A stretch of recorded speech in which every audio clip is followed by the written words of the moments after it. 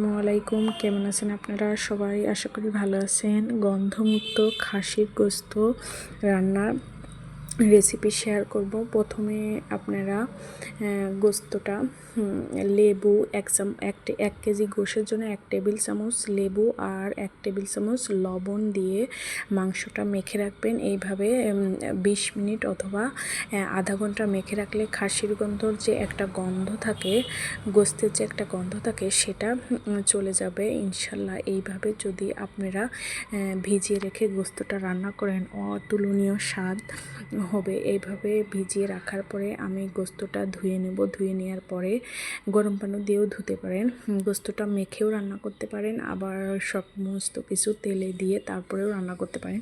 এভাবেও রান্না করলে অনেক মজা হয়। প্রথমে সব কিছু 1 কেজি গোশের জন্য এখানে আমি সমস্ত কিছু পরিমাণ মতো করে দিয়ে নিয়েছি। 1 টেবিল স্পুন করে আদা বাটা, রসুন বাটা, কাঁচা লঙ্কা, লবণ আর পেঁপেটা দিতে পারেন। পেঁপেটা দিলেও স্বাদ বাড়ে আর পেঁপেটা গোস্তটা আপনার দ্রুত সিদ্ধ করতেও সাহায্য করে। এখানে টমেটো সস ব্যবহার করতেছি আমি।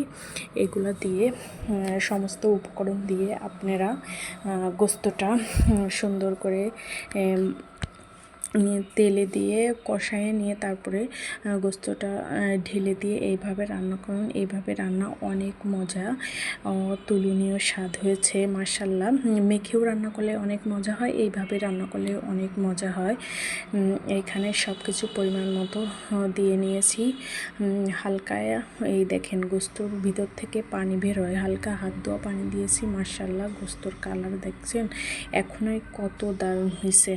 তারপরে রান্নার পরেও তো অনেক সুন্দর কালার হবে। এইভাবে যদি আপনারা গোস্ত রান্না করে খান, মাশাআল্লাহ অনেক স্বাদ।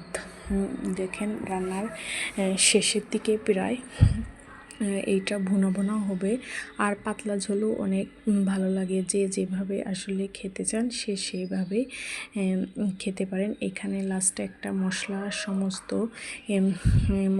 একটা মশলা বানিয়ে নেওয়া হয়েছে, সেটা দিয়েছি। আর কাঁচা পেঁয়াজ এটা ব্যবহার করেছি। দেখেন তারপরেও গোস্তটা কত সুন্দর হয়েছে।